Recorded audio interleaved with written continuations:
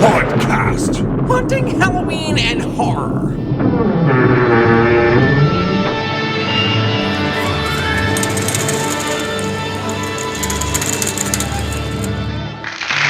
Theater of the Mind.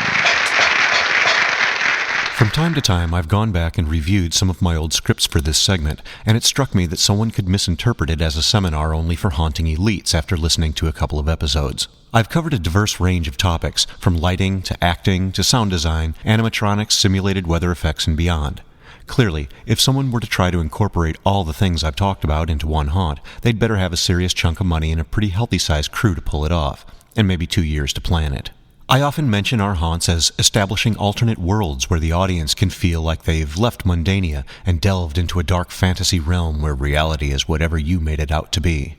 It's a nice thought, but in practical application, one has to be realistic about just how much can be accomplished with the time, skills, and resources one has. It sounds all well and good to be yammering on about total sensory immersion, but if one has a spending cap of around $300, the mental image may need to be seriously reworked to fit the realm of possibility. I refer you to Mistress Shellhawk's 2 excellent December dissertations on budgeting and project management. They can be a bit like a cold slap in the face when you start to look at the expenses and details all at once, but it all comes down to fending off 11th-hour disasters by the realistic setting of goals. And a lot of these goals can be summed up in a general way by asking one all-encompassing question. How far am I going to go with this thing? I think it's safe to say that most of us want to make a better haunt every year. We all would like to... The phrase is so heavily used I almost cringe to say it, but take the haunt to the next level. Well, what does that mean exactly? What is the next level? Well, that depends on the haunter.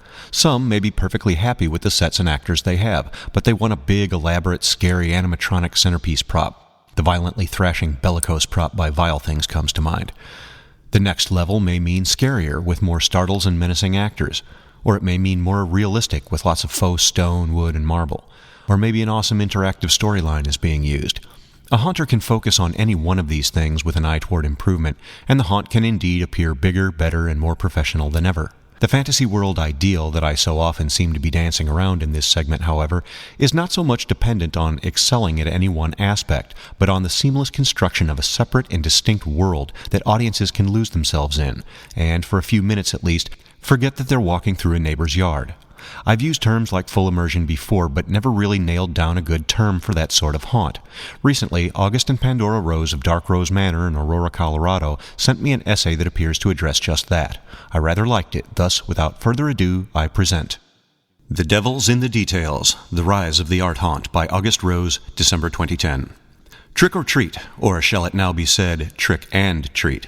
'Tis the season for ghouls and goblins, witches and vampires, demons and children alike. And though the meanings and rituals are all but forgotten in contemporary celebrations, Halloween has only grown in its popularity and its ability to inspire people to decorate their homes and yards.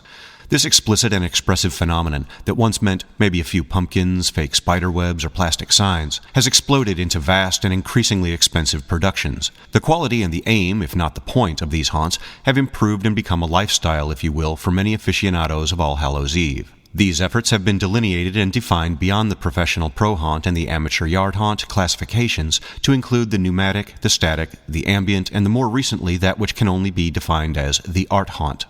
Undoubtedly, the most well-known of all haunts are the pro haunts, the classic haunted houses that open and charge admission every year, the 13th Door and the Asylum, for example.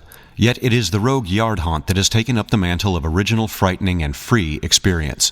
Masterful pioneers of the yard haunt, such as Pumpkin Rot, the Davis Graveyard, and Hallowed Haunting Grounds, to name but a few, have been setting up and displaying handcrafted displays of eeriness and creepiness for decades, unwittingly inspiring scores of imitators and enthusiasts, while simultaneously entertaining and amazing trick-or-treaters that were growing weary of merely going door-to-door for a handful of candy. It is at these houses and in these yards that children, and more frequently and significantly the children at heart, are finding a lost connection to an emotive, if not entirely spiritual, experience that once dominated the human condition, a condition that ironically allowed for the popularity and rise of the pro haunts in the first place. It should come as no surprise, then, that the emotional fount that has been so long neglected by mankind is finding its voice again through the creative efforts of the yard haunter.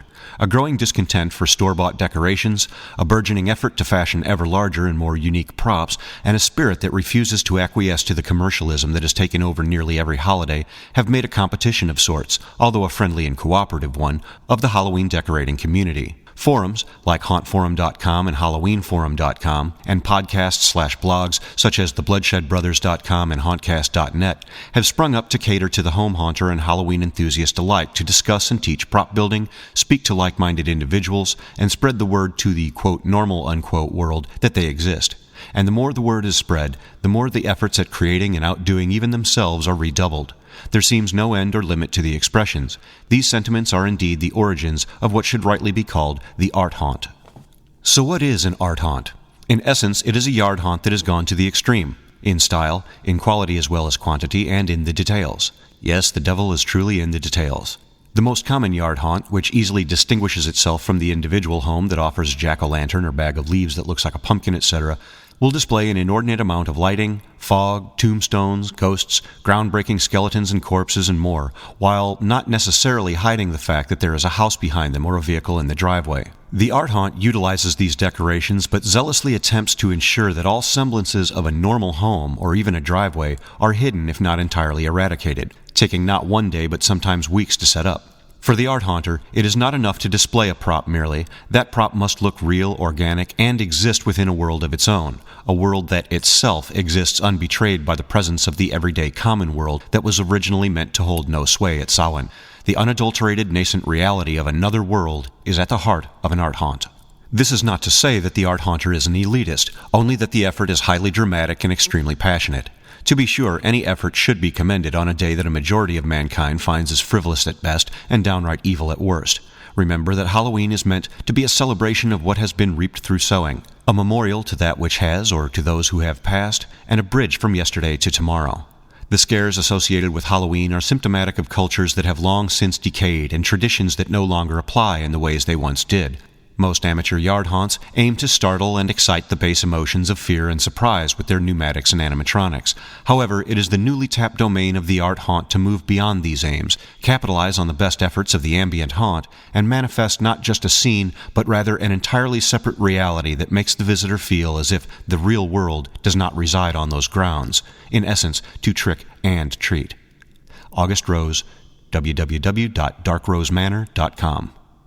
I think this essay captures a large part of what I'm describing when I talk about total immersion in a haunt. It can be thought of as both an additive and subtractive process. Sensory elements are added: props, lights, sound, scents, tickly things to make them jump. The more senses employed, the deeper and more believable the experience. But at the same time, the mundane world of non-Halloween needs to be subtracted, eliminated from the guest's sensory awareness, in order to completely break away from the world they traveled through to get to your haunt. This is a big task. An entire yard, possibly with the addition of a garage interior or even an additional maze or basement walkthrough, is a pretty sizable chunk of reality to completely resculpt from the ground up. Are there any haunters' tricks that can make it easier? Of course there are. We think up tricks for everything. That's what haunters do. Concealing a house is not a small task. Not many haunters have the wherewithal to come up with a full-blown facade to transform their little one-story frame house into a Scottish castle or Victorian mansion.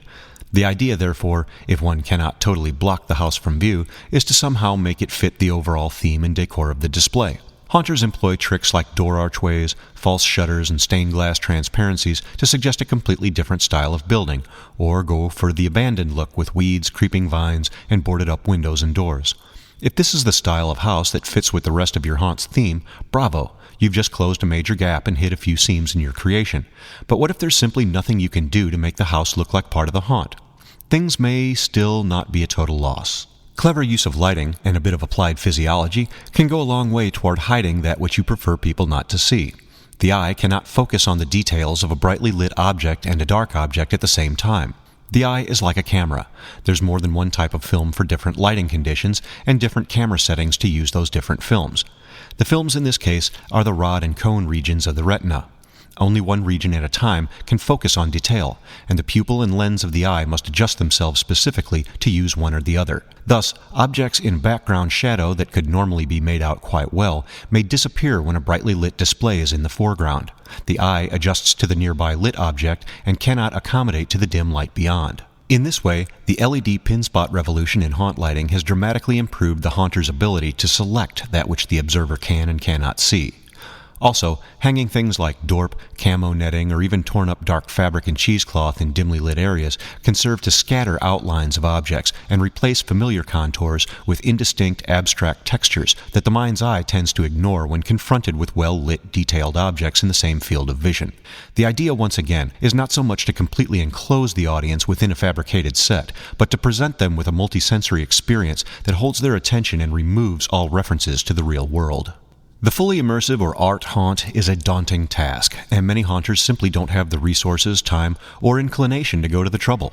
A small, finely detailed display in one section of the front yard can still look awesomely top shelf, and a large collection of grinning jack-o'-lanterns with a mean scarecrow presiding over a stand of cornstalks will still set a delightfully creepy and festive atmosphere for Halloween. Whatever the scope of the project, the best results are obtained when the haunter decides, straight out of the gate, just what that scope is going to be, and works toward that goal. And if it miraculously comes in early or under budget, you can always throw in a couple extras at the last minute. A seriously tweaked out small or moderate haunt will make a much better impression and provide a lot more haunter satisfaction than an unfinished extravaganza. Keep the ghost light burning. From the Theater of the Mind, I'm Revenant, and you're listening to Hauntcast. I'm going now. Heaven help you. Please like and follow the podcast. Stalk us on Instagram, Facebook, and YouTube. Links in the description. And help us by sharing Hauntcast with all your haunted Halloween brethren. Until next time, stay scary.